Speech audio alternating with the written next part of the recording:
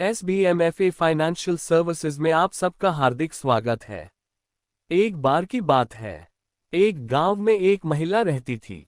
उसका नाम प्रिया था। उसके घर के हालात बहुत खराब थे क्योंकि उसका पति कुछ खास काम नहीं करता था। वो जो भी थोड़े बहुत पैसे काम करके कमाता था उसे जुए में उड़ा देता था।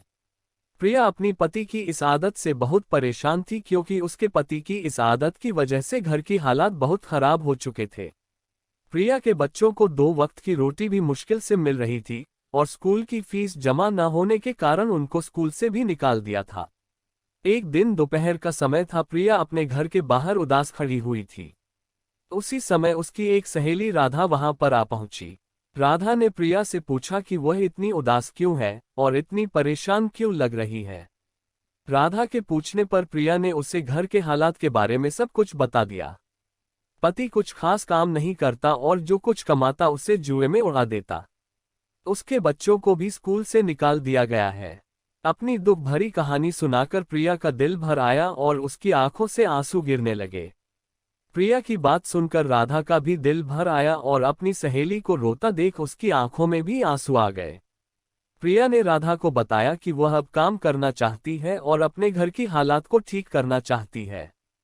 बच्चों के भविष्य के साथ खेलना नहीं चाहती। प्रिया की ये बात सुनकर राधा ने प्रिया को SBMFA फाइनेंशियल सर्विसेज के बारे में बताया कि वहां पर कई माइक्रो फाइनेंस और NBFC और बैंक की सर्विस दी जाती है। वहां पर कई माइक्रो फाइनेंस में समूह लोन की सुविधा के द्वारा मदद की जाती है। SBMFA फाइनेंशियल सर्विसेज सब लोगों की मदद करती है और माइक्रो फाइनेंस के द्वारा उन्हें लोन भी दिलाती है। राधा की ये बात सुनकर प्रिया खुश हो गई और उसने लोन लेने के बारे में सोचा। फिर राधा को याद आया कि महिला शक्ति योजना तो सिर्फ सदस्य बनने पर ही मिलती है और उसके लिए 5 से 10 सदस्य होना जरूरी है। तो राधा ने प्रिया को कहा कि कम से कम 5 लोगों को सदस्य बनाने पर ही लोन मिलेगा और इसके लिए 5 लोगों को ढूंढना पड़ेगा। खैर, राधा ने कहा कि इसमें परेशान होने वाली तो कोई बात ही नहीं। मैं हूँ, तुम हो और हमारी बाकी सहेलियां मिलकर SBMFA फाइनेंशियल सर्विसेज की शाखा पर चलकर माइक्रो फाइनेंस के सदस्य बनेंगे और तुम्हारा साथ देंगे। राधा अपने साथ प्रिया को लेकर पड़ोस में निधि के घर गई। निधि के घर के हालात भी कुछ अच्छे नहीं थे। निधि भी SBMFA फाइनेंशियल सर्विसेज की सहयोग से माइक्रो फाइनेंस का सदस्य बनने को तैयार हो गई। निधि को भी लगा कि उसके घर के हालात ठीक हो जाएंगे।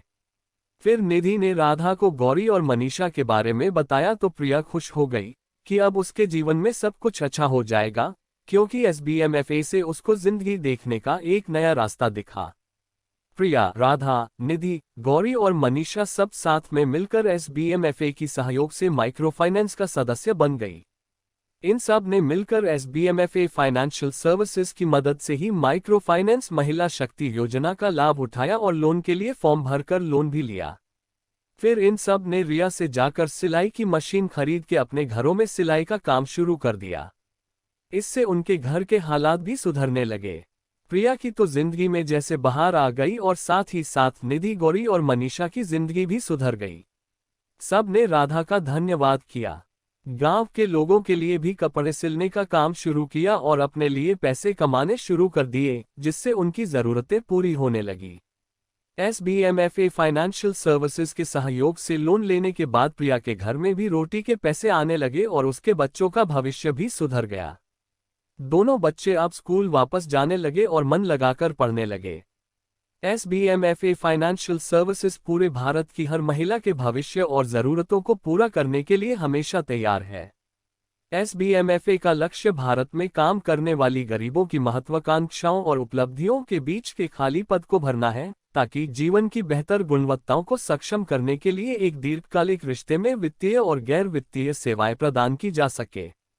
SBMFA फाइनेंशियल सर्विसेज आपके सहयोग के लिए हमेशा तत्पर है।